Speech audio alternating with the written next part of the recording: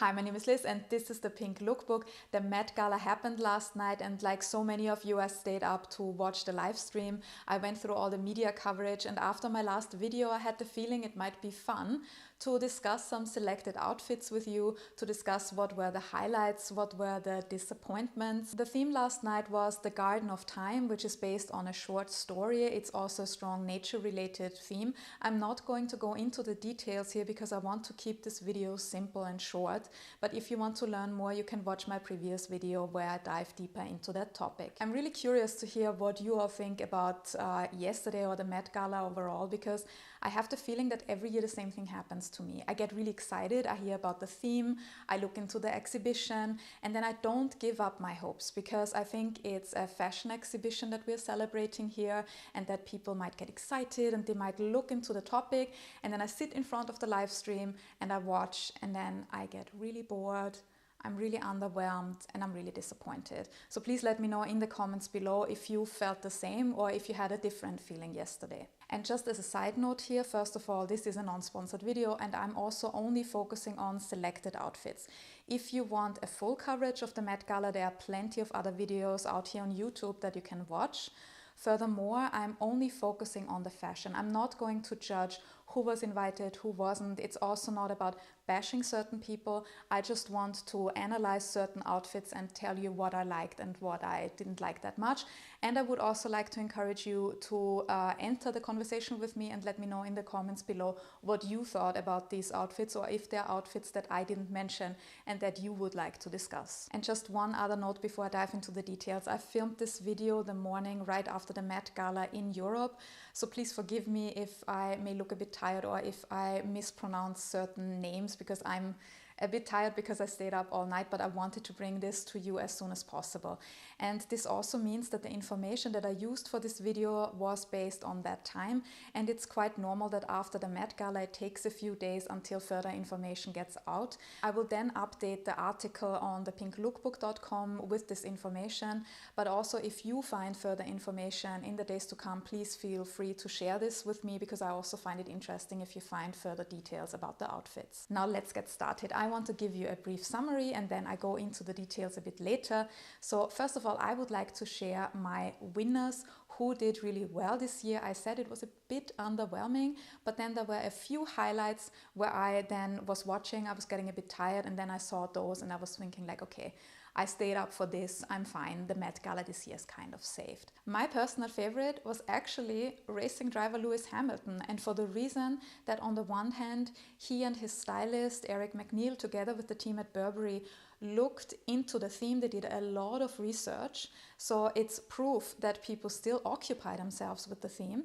And on the other hand, it showed yet again that fashion can convey a very strong political message. So that's why for me this was basically the first prize of this year's Met Gala, and it also kind of saved the Met Gala for me. The second one was Balmain, and there were two outfits that I particularly liked. One was for Tayla. It was a dress made from sand, and also Olivier, the current creative director of Balmain, was wearing a suit with a kind of shirt which was also made from sand, and it had this face in front of it, and this was actually a very close link to the short story The Garden of Time. And the third place goes to Lana Del Rey in her reinterpretation of Alexander McQueen, which also polarizes a bit, but I do think it was quite a beautiful interpretation of the Garden of Time, also this nature theme with kind of a dark twist to it. And then I also have two run-ups, let's call it. It's menswear, and it has this link to this time perspective in the Garden of Time because there were some clocks involved. The first one was Barry Keoghan, I hope I said this name correctly. It was a beautiful green ensemble by Burberry. And the second one was Ben Simmons in Tom Brown. It was this kind of reference, it gave this, how can I say this? It gave this English feeling, and he was also holding this clock, and I think those two were quite witty interpretations of the theme. And don't worry, I'm going back to these three winning outfits in a bit more detail later. What I would like to mention here is also one thing we need to bear in mind. As I said in my other video, the Met Gala heavily relies on sponsors, and usually these sponsors are the big brands or designers, and then they purchase the tables, and needless to say, when they invite guests, of course these guests will wear their brand. So this is why you see certain brands or designers more. I find this a bit of a shame, because this means, of course, you are only, or you're more likely to see the big brands rather than independent designers. And in the case of this Costume Institute, a fashion museum, I find this a bit of a shame.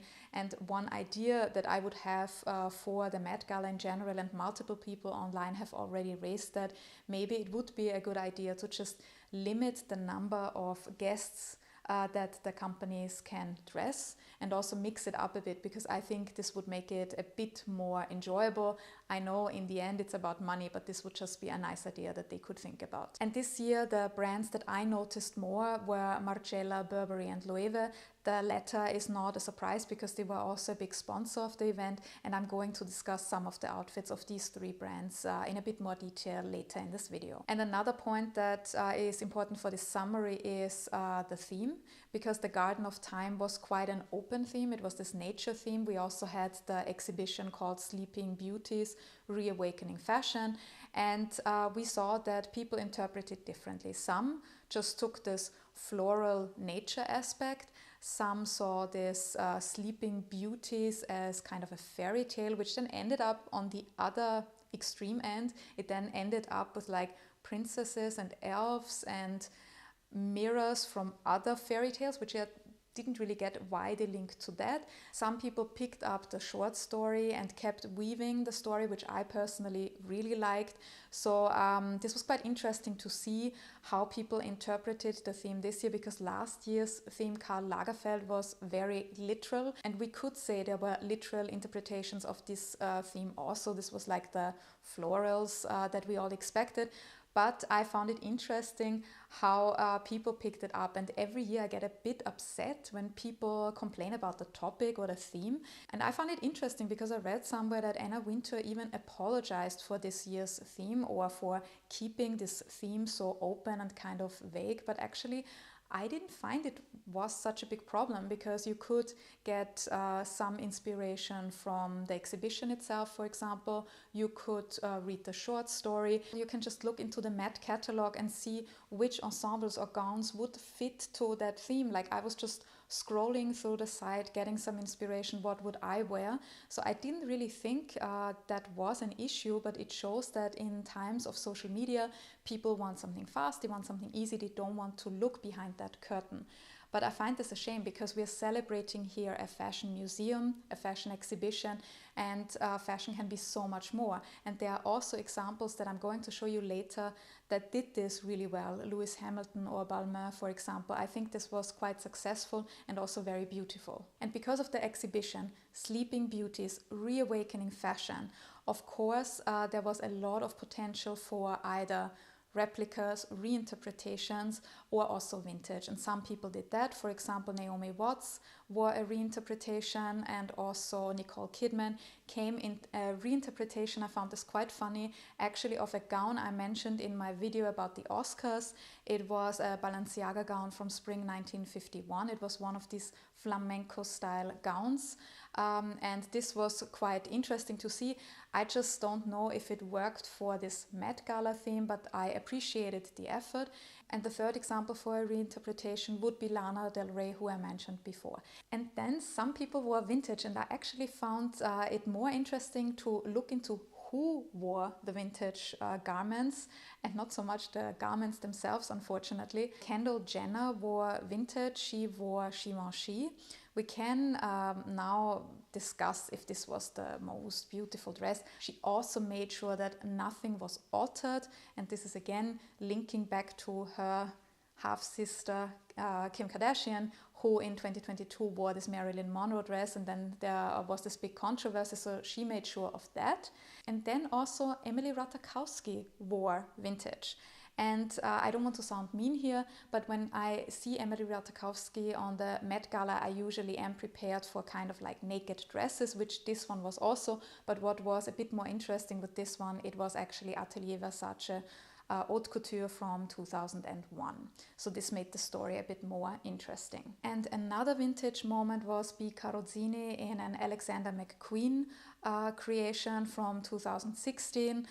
It's also nice. I'm not sure if this is the most interesting dress of the evening, but this was one of the vintage moments. And then my last point for this summary, again, I saw how different the mainstream media coverage is from what I found on the live stream or when I was digging through the internet and looked at the pictures. Very often I found very interesting outfits that were not covered as much at all by the mainstream media. It was again about this whole effect, and I think it's also a bit like what is on trend at the moment or who are the people that are usually featured. It's expected that somebody like Zendaya will get a lot of coverage because in recent times she wore quite successful outfits. She works with stylist Law Roach, so of course everybody was waiting, what is she going to wear? Was a bit underwhelming, I have to say. And then one last thing that I found actually very confusing and also not really good for the reputation and branding of the gala overall was one thing. On the one hand, we have outfits by the big brands, and these big brands also involved H&M. So some people walk the red carpet in custom H&M. If they want to, their choice. I just find it a bit weird because there are so many talented designers out there and then somebody shows up in H&M. I know it's also a money game and this is also part of the Met Gala.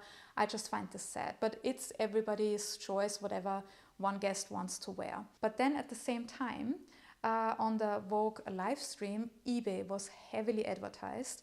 Many people said, oh, I'm wearing secondhand accessories from eBay. They also said how important it is to rewear certain items, which I find really great. I appreciate it that finally they are waking up and saying these things because we all need to make our contribution when it comes to climate change. Now, on the one hand, they encourage us to contribute to saving the planet. At the same time, they promote a fast fashion brand, and we know about all the consequences of fast fashion on our planet. So I not only find this not cohesive, I also find this wrong, and it kind of left a very weird aftertaste, I have to say, and this is probably the most negative thing that I saw with the Met Gala last night. And now let's look into these winning outfits that I mentioned before, and I really look forward to discussing those with you because, as I said before, they kind of saved the gala, and I had a lot of fun researching the background of these garments. And the first one, as I said, was Sir Lewis Hamilton. And why did he win? I said it before, because he did his homework. He looked into the story behind the theme, and Lewis Hamilton said it himself when he was interviewed by Ashley Graham and Gwendolyn Christie. He said, this is what the Met Gala is about. It is about looking into the theme, doing your research. And I have to say, I really appreciated that he said this, because what I found really, really annoying, I have to be honest here, was when the celebrities were asked, what do you look forward to? All of them said, spending time with my friends. And I know I might sound cynical now, but hardly anyone said, like, I'm looking forward to the exhibition and then spending time with my friends, for example, because I would be like, oh, I can't wait to see all the garments. It just shows that this gala has moved way beyond the reason why it was created, and I find this actually really sad. So I really appreciated when Lewis Hamilton said it is actually about the fashion, the theme, and the message that we can convey with the garments. Lewis Hamilton wore a beautifully embroidered black coat, which immediately caught my attention. I always follow his outfits very closely. I'm also a big Formula One and Lewis Hamilton fan, I have to admit, but I'm always really excited what he is wearing. So I saw this, and then he explained that he did a lot of research for the theme, and during his research he discovered a black gardener in Wales in the 18th century called John Istamlin. I hope I said this name correctly. My Welsh is non-existent. I also tried to Google it, but please forgive me if there are any Welsh speakers. Please let us know how you say this name. And the story of this man is actually very interesting, because he came very young from Africa to Wales as a slave, and he worked as a slave for the Wynne family. As a gardener, he learned horticulture. I hope I said this correctly again. You really get me today with all these names and these difficult English terms, but I hope I said this correctly. So he lived in this small town in Wales, worked as a gardener, and then he also fell in love with a white woman, a maid, and they actually got married, and they became one of the first interracial marriages in Wales. And he was also the first black man in Wales. So this whole story is very interesting, and this is what Lewis Hamilton picked up in the outfit, the reference to this man. And this is not the only story that inspired this coat. Lewis Hamilton then opened the coat and showed that there was a label in there with a short part of a poem by black poet Andy Wharton. And it's also called The Gardener. So there's again this whole story that they crafted around the garment. You also have, needless to say, a big Burberry logo to also give them credit. And what I really appreciated, you could see that this message was really important to Lewis Hamilton to bring this across, because Ashley Graham tried to ask him a more social question like, how often have you been at the Met Gala? And he briefly answered it, but then he immediately went back and pointed out his necklace, which was like a golden necklace with thorns. And he said the thorns are not only a link to this Garden of Time, but they are also representing slavery, the pain caused because of slavery. And this is the reason why I think Lewis Hamilton, his team, and Burberry deserve to be the winners of this year's Met Gala, because it shows how much effort and thought went into this outfit. At first, you may look at it and say, oh, it's a typical Lewis Hamilton outfit, but then you see how much work was behind this, and also he was so committed to making sure that the message comes across. And this is another point that I really appreciated about this outfit. It showed that fashion is much more than the garments we wear every day. Fashion can also convey a very strong political message. And by the time Lewis Hamilton gave the interview, it was already quite late here in Europe. I was already fading because it was kind of boring. And then I saw the interview and I saw how committed he was. And I saw this message and I was like, okay, even if I fall asleep now, it's fine, because there was one outfit that was kind of a highlight. I'm okay with this. This Met Gala is saved. Chapeau, Lewis Hamilton. Now let's move to the second place. I have to admit, when I saw Tayla in Balmain at first, I was like, oh, yet another naked dress. Somebody else who wants to show off their perfect body. But then they zoomed in and I could see the sand on her shoulder. And then it was also clear that this was a reference to the sands of time. And similarly, Olivier Rousteing, the creative director of Balmain, he was wearing a very smart suit, and then he had a shirt underneath with a face. It's actually his face.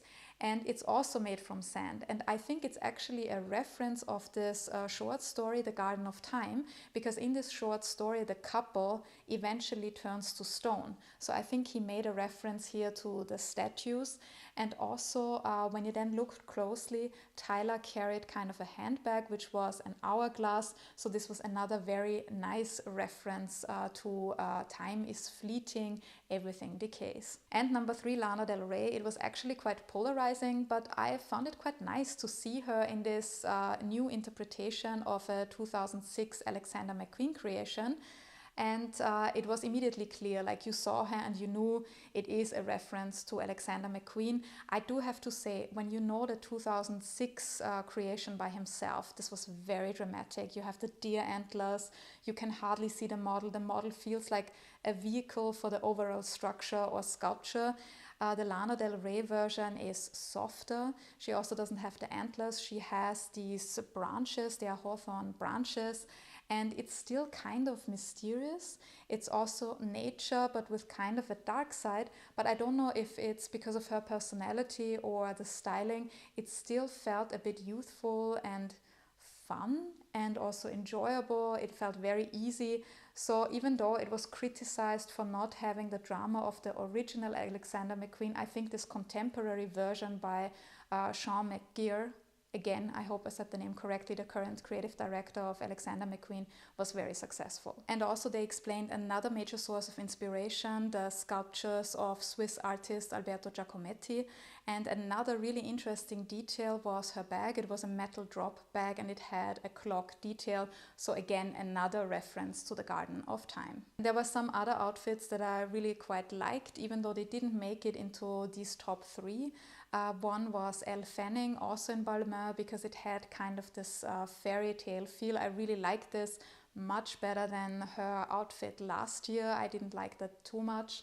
Then also Mona Patel in Iris van Herpen was very nice. And another outfit I would like to point out here is actually Anna Wintour herself. It's not so much the outfit itself, it was quite a nice coat by Loewe. I did not really like the styling with the white. I would have appreciated some other color, but the story of that coat is quite interesting because it is a reference of a cape or an ensemble in the exhibition by Worth from the 19th century. So I appreciated this nod to the exhibition. And now we covered the winners, but I also have to discuss which ones I didn't like at all, and it really pains me to say this, but I actually didn't like the Margiela outfits, and not because of the garments themselves, because I loved the runway shows, I loved the garments, I love what John Galliano created, but he created kind of a feeling, an atmosphere, a whole ecosystem. It was not only the garments, it was the makeup, it was the hair, the lights, the whole show. It was this feeling, the runway is back again. And yesterday I had the feeling the garments were there and they look kind of cool, but in this context of the Met Gala, they just did not shine that much because this overall atmosphere was just not the same. So I find this really a shame, and there were quite a few of them. So Gwendoline Christie was one of them. She also wore the hair, which I really appreciate because she tried to really give you that Margiela effect. And then she kind of tried to close the bridge to the theme and said, the color is blood orange. I did not really buy it. And then the other one that didn't work for me was Galliano for Margiela for Zendaya.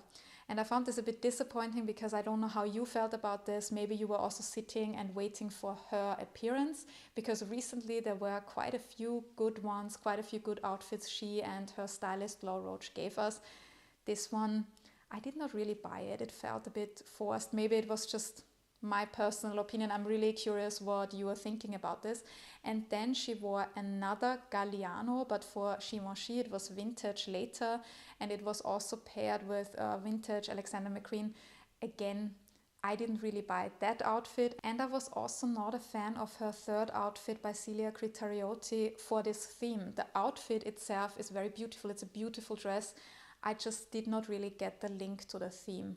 So that was kind of unfortunate. And then also Kim Kardashian showed up in Margiela, and I have to say, after this whole thing in 2022, I think I was not the only one anticipating her appearance and seeing what she was wearing. I have to say, I did not really hate that outfit. I was just a bit startled in the beginning because she walked in this really weird way, and I thought, oh, this is another tape outfit incident where she can't move in her outfit. But then she started making these movements where she held her sweater and the sweater was draped around her, and this was actually an attempt to emulate Margiela that I mentioned before, this whole runway atmosphere, but I think it just didn't come across. Again, we have this Met Gala thing, then we already have this view of Kim Kardashian.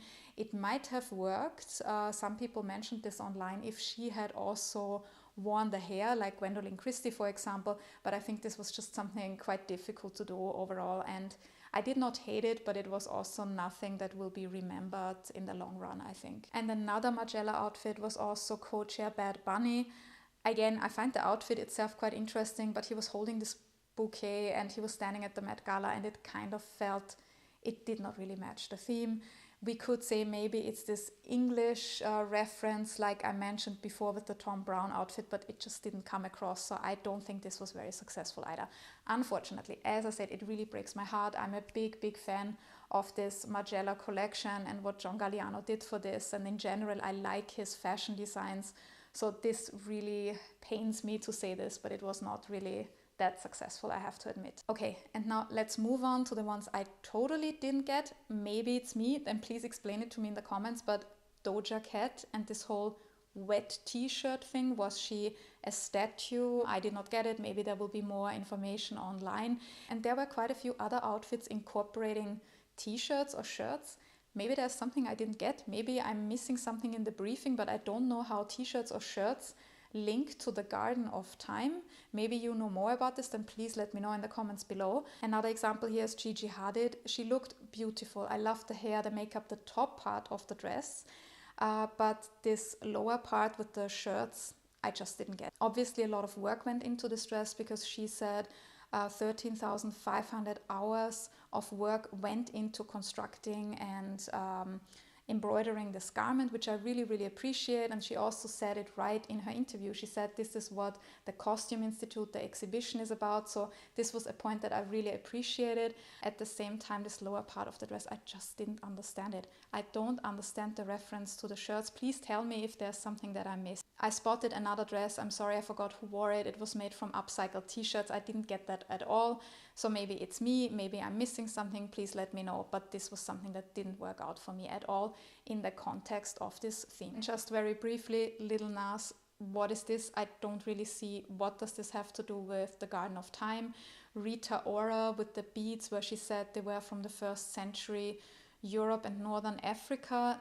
Nice try of the story, but again, I did not really see the link to the theme. And then there was the Vine, I hope I said this name correctly, in Zach Posen, and I do think she looked very good. It was a very flattering dress. I also loved the details here that looked like catalpa flowers or the blossoms of the catalpa tree, and also the whole shape of it was very good.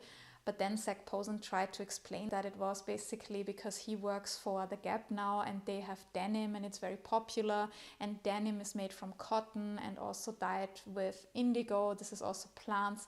I found this a bit far-fetched. We all know that denim today is not dyed with natural indigo anymore. It's done with synthetic indigo. It just felt that this was just a story they crafted around the product that they really had to sell. And then we have Sarah Jessica Parker, and honestly, I don't know what to say. We are used to her extravagant outfits from Sex and the City, but also at the Met Gala. But this outfit was just too much of everything. I really don't know how to put it in words. We have the Philip Tracy hat, and then also this Richard Quinn dress, and then the bag, maybe separately the work, but together it just kind of looked messy. I did not know what to think. I do have to say I did like Eddie Redmayne's matching look with this charcoal print by Steve O. Smith. Unfortunately, I just did not really see the link to the theme. And similarly, I think Ariana Grande looked really, really beautiful. She looked very ethereal, very angelic in Loewe.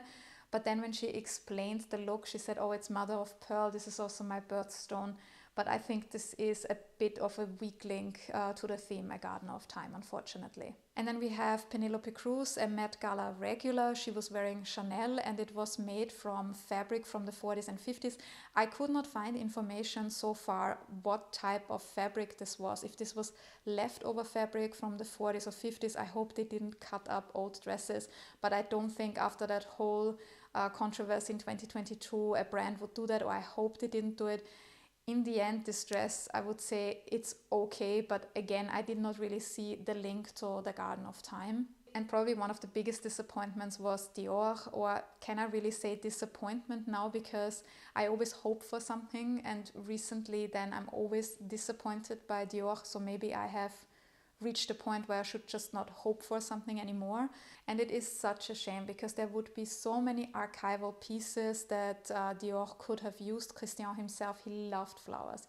He loved jasmine, roses, lilies of the valley. I talked about this in my other video about his sister. I was hoping for a reinterpretation of one of the Miss Dior dresses, as I mentioned in my previous video. So there was so much potential. And then I see Rosalia in black. And I'm like, okay, is she going to a funeral? Because this was also a series of these darker, natural interpretations of the theme. And then she explained it, and she kind of said like she's so happy because she looks like a black tulip. And I'm like, a black tulip and Christian Dior, it's like, how can you do this to him? Like, there would have been so many other archival pieces that you could have used. Why did you turn her into a black tulip? And then another disappointment was Jordan Roth in Valentino. So when I saw this, I was like, is this still Pier Paolo Piccioli, or is this already somebody else? Is this Alessandro Michele? I was not really sure. I was hoping maybe that was just a transitional garment. It is actually Pier Paolo Piccioli. And I have to say, I really don't want to be mean, because I know all of the designers, the brands, they put a lot of effort into this, but the construction of this garment and what it looks like, it's just weird. Let's be honest, it's just a bit weird, and does not do Valentino or Pier Paolo Piccioli any justice. And then there were other examples where I was just like, did you actually read the briefing? Unfortunately, Serena Williams, who I usually love, in this gold gown, which actually is very beautiful, but I don't really see the link to the theme. Same with Michelle Yeoh in the silver creation, also beautiful, but where's the link? Then we have Jenny Kim in Custom Alaya, and I'm like, where's the link to the theme?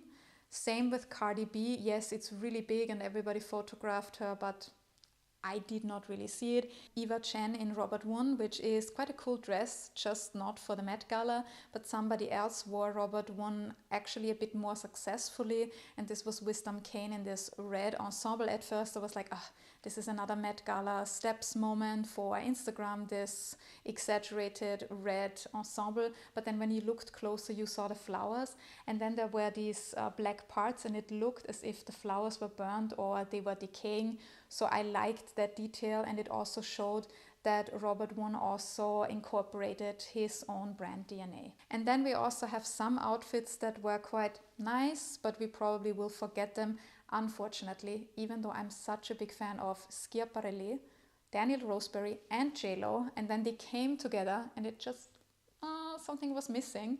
She wore this beautiful dress. It is beautiful and she looked beautiful.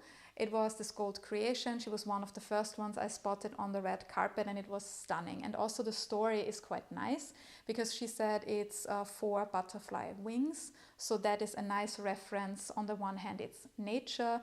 It's this link to the theme because it's the garden of time, but also the butterfly stands for death, for the decay, and it is also a strong link to Elsa Schiaparelli herself, who always used animals and insects in her creations. So story great, dress great, but for some reason it just didn't work on the red carpet yesterday. Something was missing. And unfortunately, another example with a similar issue was Alia Bhatt, unfortunately, because last year she was actually my favorite, and I also liked the idea behind her outfit because she said in the interview she opted to wear a sari because a sari is a timeless piece, and I completely agree with this, and I really like that she also brought the sari to the Met Gala. The garment really deserves it.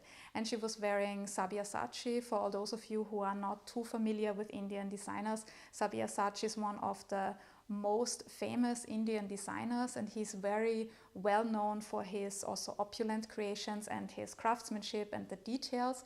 And you see that there is a video where you can see the craftsmanship and the work that went into that sari.